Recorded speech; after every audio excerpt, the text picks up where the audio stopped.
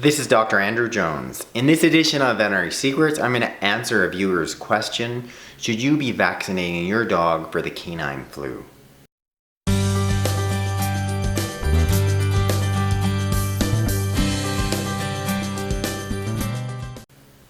Hello you guys, welcome back to my channel. For those of you who are new, welcome. Today's video primarily came from one of the viewers asked me a question around the canine flu. It happens to be that in some of the states now, there's sort of quote-unquote a supposed new outbreak of the canine flu. And what it is, I wanted to give you a little bit of background of it and then specifically answer the question: should you be vaccinating your dog? Maybe I can just go right to it. The short answer, I feel no, I wouldn't vaccinate my dog for the canine flu. So what is the canine flu? It's much the same as the human flu. It will produce some of the similar symptoms. You will have dogs that will cough, sneeze, they have that nasal discharge, and they can have a fever. You know, they're going to be achy, similar to us. They're going to lie low for a few days. It's caused by a couple different type of viruses. One is called H3N8. They thought it originated within the horse population. The newer one, which has been seen the last few years, is called the H3N2. It's thought it originated originally within the bird population, and since mutated, it's now spread from dog to dog. So I recently read a couple different stories on it. One was in discussion around a supposed outbreak in Florida, where they had up to 12 cases of the canine flu. Once again, another story came out from Ohio, where some veterinarians are seeing a small number of cases of the canine flu. And then again comes up the question about the vaccines. And so the one article I'm reading, they're strongly advocating for vaccines. It's a pretty darn new vaccine, really only has come out in 2015, so just over 2 years ago. Not a lot of research into it.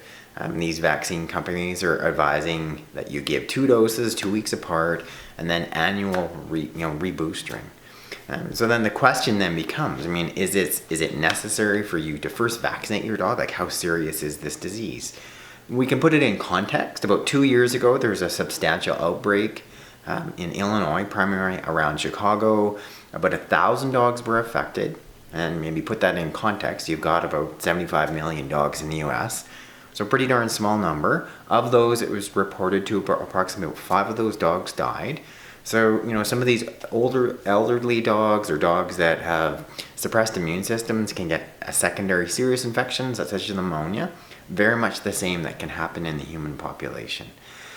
So then, that then begs the question. How serious is this if my dog can get it? That's the questions you need to be asking. What is the likelihood of my dog getting the canine flu? First of all, pretty darn unlikely, for sure. The chances of your dog getting the canine flu, pretty unlikely. We're not seeing that many cases. Secondly, too, if your dog does get that disease, what's the likelihood of them becoming seriously sick? Once again, pretty unlikely. Much the same was with us. And you should be asking yourself the same question. Do you need to get the flu vaccine for yourself? How serious is it? What risk do I have or not? Obviously, it's different. If you've got a dog that's got a suppressed immune system, you've got an old dog for some reason is going into a doggy daycare exposed to lots of number of other dogs, perhaps in that situation. But generally, I wouldn't be advising it.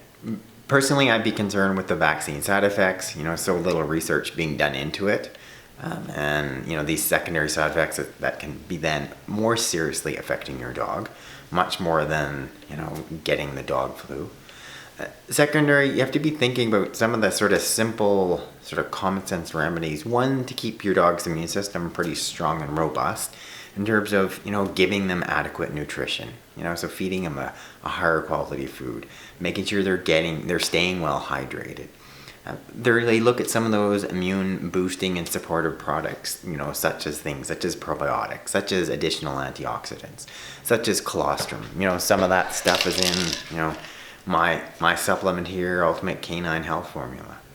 And if your dog does happen to get the canine flu, for instance, the single big thing is doing what you do with yourself, where you're lots of rest, you're not moving around, you're not exposing yourself to other people to get them infected. Really good nutrition, so yes, you may be feeding them their normal food, Maybe add something additional in there, you know, some additional vegetables to boost some of those additional antioxidants. And perhaps a little bit additional protein, maybe a good quality holistic type canned food as well. Symptomatically, imagine how you feel when you've got the flu. You're kind of achy and your like muscles are a bit sore and you're all congested. You know, some of the simple things you could look at doing: additional humidity, like putting a steamer in your room. That will help your dog. You can look at doing, you know, things orally that can actually help that sore throat. So the simple thing I really like is just a good local unpasteurized honey, and something like about a tablespoon of honey mixed into about a cup of warm water with about a teaspoon of lemon is another real good, you know, simple home remedy, especially for their sore throats, that can also secondary boost your dog's immune system, helping them fight the flu. You can add in some of those other specific immune supplements. So you can add in additional probiotics. You can add in additional colostrum. And some people are finding, especially with these viral diseases, that there's a couple of different amino acids, such as methionine, arginine, lysine, that seem to be antiviral. In some cases, they seem to, you know, speed up your body's immune system in terms of dealing with those viruses. But my last big point is, one, I don't feel you need to vaccinate for it. I have personal concerns around, you know, the efficacy of that vaccine. Is it working properly? Secondary, the side effects that go along with that. And then I just think in sort of the bigger context, you know, the chances of your dog getting the canine flu is pretty slim. If they do get the canine flu, it's going to be sort of relatively mild symptoms that are in general just going to go away on time. Just some basic home supportive care, your dog's going to get better.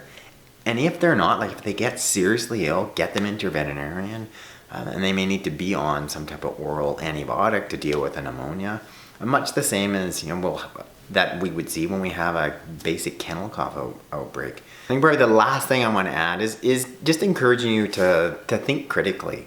So anything you see on the news, you read, and know that it's there to sort of get readers, to get eyeballs, to sell things such as advertising, and just sort of think in a big picture, you know, what is the likelihood of my dog getting that? So just, you know, knowing like, yay, there's 5 dogs or 12 dogs in Florida were infected by the canine flu. But how many dogs are in Florida? Millions. So knowing full well the chance of your dog becoming one of that 12 is so slim.